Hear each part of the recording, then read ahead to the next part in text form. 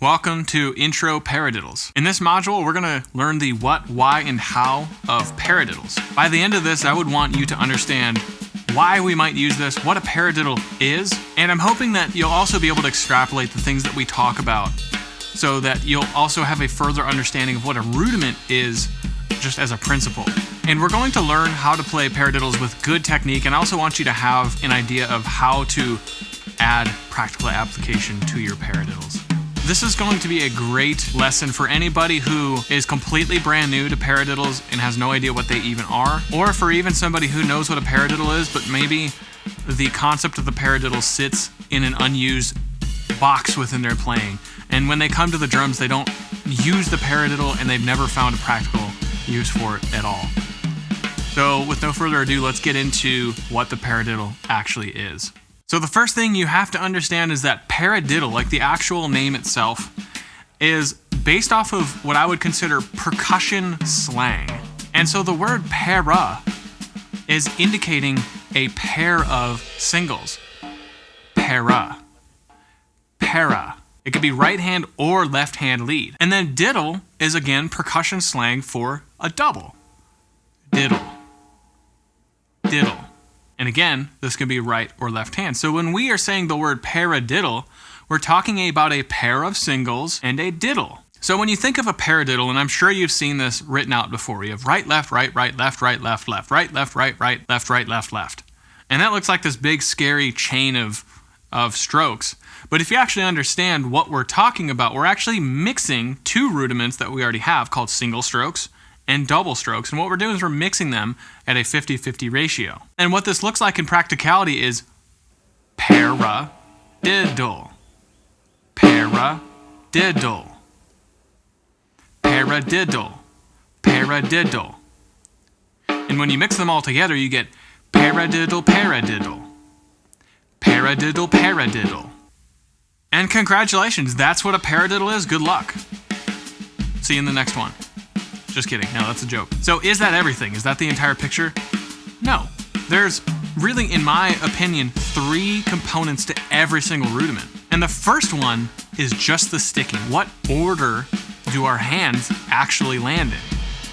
But the 2 other components that, in my opinion, most people exclude and miss out on, especially if they don't have any instruction, is the technical application. How your hands are supposed to move when they're applying these techniques, but then also the melodic content. They remember this long sticking, but they don't really pay attention to what melody the rudiment tends to produce naturally. So let's talk about the melody of a paradiddle. This is the most important part, because when you think of other people who are listening to our playing, they don't think of what hand is landing when. They don't care. And what they really care about is the melody. And melody is how the rhythm greets our ears. How does it apply musically? So let's take a look at the melody of the paradiddle. I want to invite you to close your eyes and actually just listen to the paradiddle, and let's talk about what we hear. Here we go.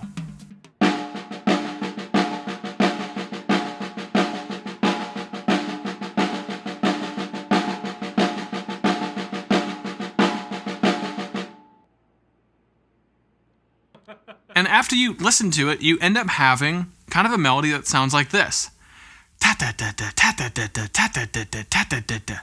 There's an accent on the quarter notes. It's a quarter note melody with a bed of 16th notes, which is a really cool sound. Although, again, at its roots is a quarter note melody, and it's actually kind of boring, if I had to be honest. Like, very rarely are very exciting melodies do they just reside on the quarter note spectrum. And that doesn't mean paradiddles are boring, but it just means that the space that the paradiddle, just in its plain form, occupies a quarter note space. That doesn't mean you have to even play it necessarily on a quarter note. You can also play it on the upbeats as well, and you can rearrange it. So I think this begs the question, why paradiddle at all? What's the point? Because I can think of at least one other way to produce that same effect. And a great example is actually just a single stroke roll while accenting the one. So that would technically be push-pull with one hand, da, da, da, da, and then ghost notes with the left hand, da, da, da, da, da, da, da, da. So what I'm going to do is I'm going to A-B a clip of me performing both techniques to the best of my ability to make them sound as close as possible. and let's see what we hear.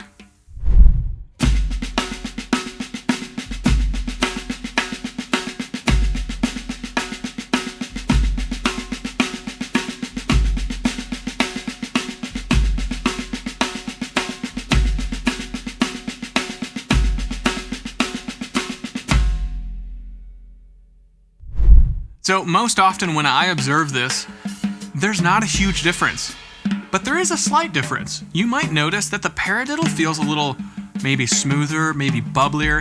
It just feels different, whereas the singles are a little more maybe stiff and maybe just like very linear and like straight sounding. Again, it's producing the same melody relatively, but it does sound a little different.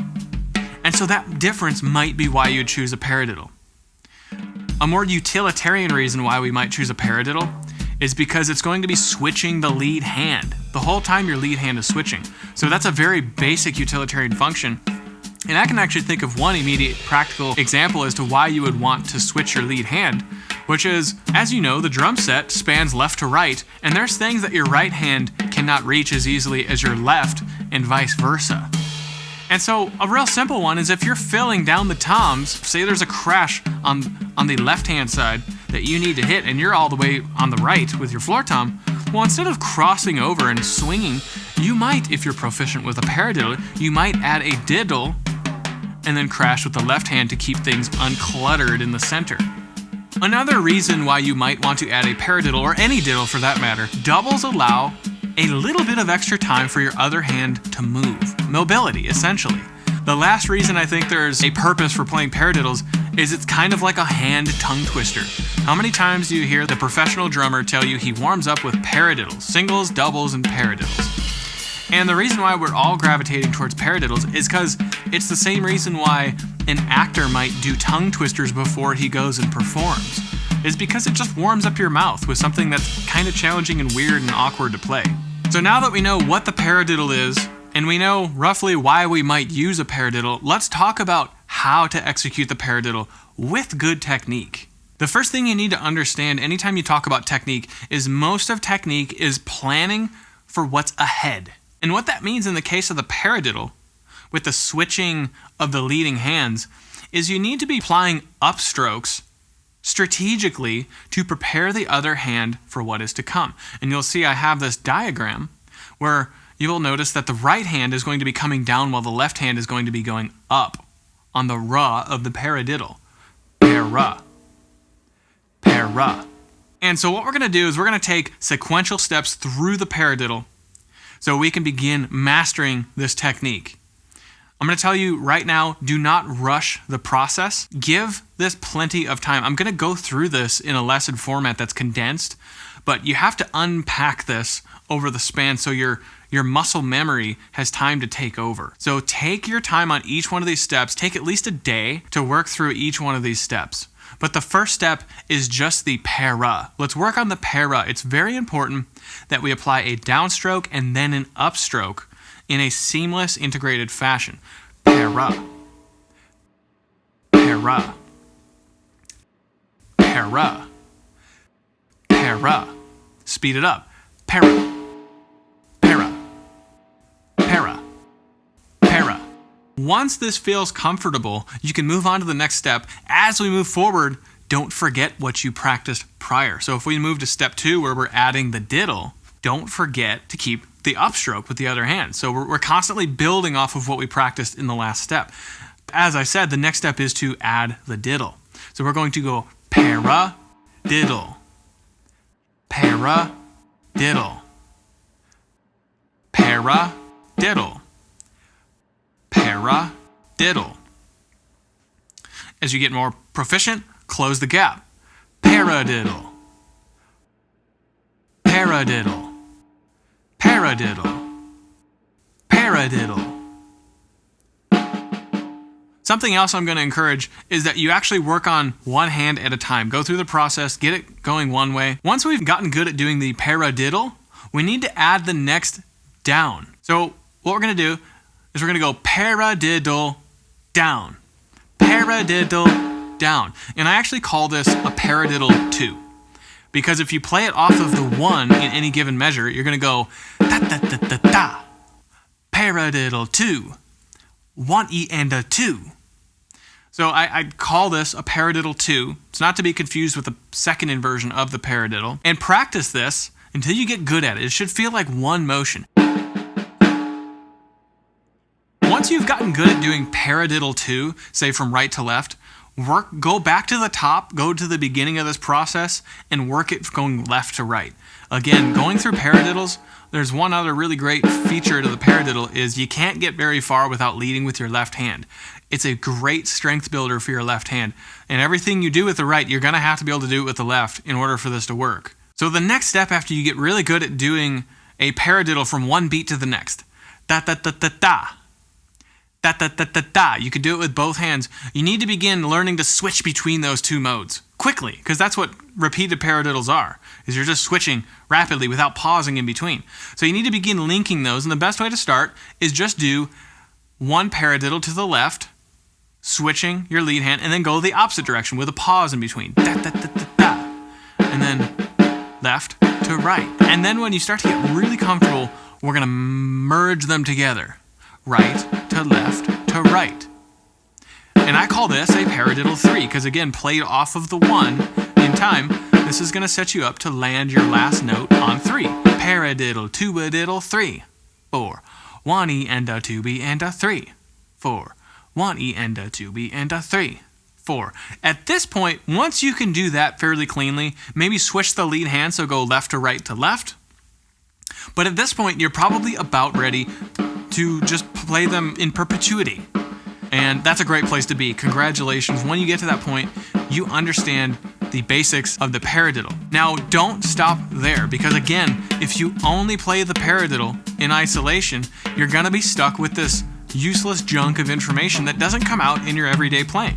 And there's no point to it. So we need to take additional steps to find practical application. We need to take additional steps to move this rudiment to different places to make it more interesting. And that will be for a different lesson. Some final thoughts before I close this out. I want to reiterate, do not rush the process. Take your time at each step, because rudiments are meant to be building blocks that are ingrained in our muscle memory and not something to be hammered out.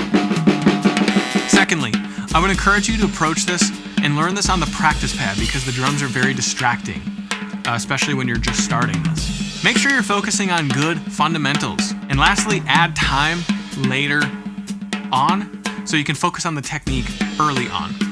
And send me a video check-in if you have any questions.